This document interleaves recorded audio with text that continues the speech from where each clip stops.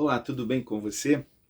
Eu gostaria de convidar você para nós continuarmos a refletir um pouquinho sobre este profeta fascinante, intrigante chamado Jonas. Deus diz para ele: vá para Nínive, e ele se mete para um outro lugar. Quando ele está fugindo de Deus, a bordo de um navio, Deus arma e provoca uma confusão, uma santa confusão na vida de Jonas. O navio é jogado de um lado para o outro, uma grande tempestade, pessoas à sua volta são colocadas em risco e ele próprio, num dado momento, ele tem o chamado momento de lucidez.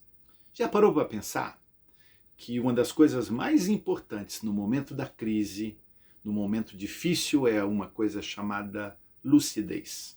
E Jonas teve o seu momento de lucidez. A outra pergunta a outra consideração que fizemos foi: por que ele fugiu? Assim como Jonas, você e eu, nós temos os nossos motivos para fazer. Deus nos fez pessoas livres para fazer ou não fazer. Podemos obedecer ou desobedecer. Mas Deus, por trás de tudo isso, sempre teve e sempre terá um propósito.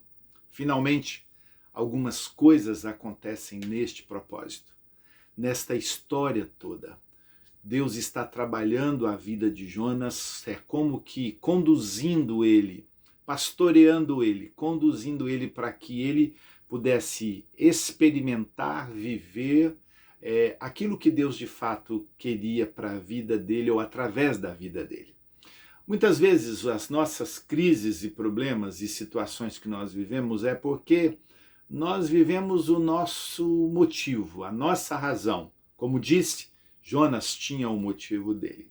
Mas a pergunta que eu fiz também é: o motivo de Deus não era maior? A razão de Deus não era maior? Qual era o propósito de Deus? Que aquela nação, os ninivitas, pudessem ouvir a Deus. Ou seja, Deus tem propósitos que vão além dos nossos. E através de nós, Deus quer e pode fazer muito na vida de outros, a começar em mim, mas a começar em todos aqueles que me cercam e muito, muito mais longe. O que eu gosto desta história é que quando Deus diz para Jonas, e Jonas entra em rota de colisão com Deus, ele começa a aprender a descobrir um Deus gracioso, um Deus que realmente amava, não somente a Jonas, mas amava também a outros como amava os ninivitas. No capítulo 3, no verso 5, diz assim: os ninivitas creram em Deus e proclamaram um jejum e vestiram-se de pano de saco, desde o maior até o menor. Chegou esta notícia ao rei de Nínive. Ele se levantou do seu trono, tirou de si as vestes reais, cobriu-se de pano de saco e assentou-se sobre cinza. E a história se segue dizendo que aquela nação, que aquele povo, a começar do maior até o menor, do mais poderoso ao menos mais simples dos homens, se converteram ao Senhor.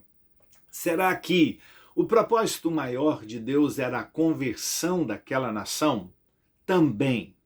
Mas o propósito de Deus era trabalhar na vida deste homem, como trabalha na minha vida e na sua vida, em momentos de lucidez, em meio a crises, em meio às dificuldades, em meio aos pânicos, em meio a situações que fogem do nosso controle. Deus cumpriu o propósito dele através de Jonas e na própria vida de Jonas, porque ao final desta história nós vamos ver aparentemente um profeta rabugento, reclamão, dizendo: Deus, eu não sirvo para viver. E Deus então faz uma belíssima analogia entre aquele povo e uma simples planta que Deus fez nascer para cobrir a calvície de Jonas, protegendo-a do sol. Eu sei que Deus tem outros caminhos para você, caminhos diferentes, mas que sempre glorificarão a vida ao Senhor e um propósito na sua vida. Seja abençoado em nome de Jesus.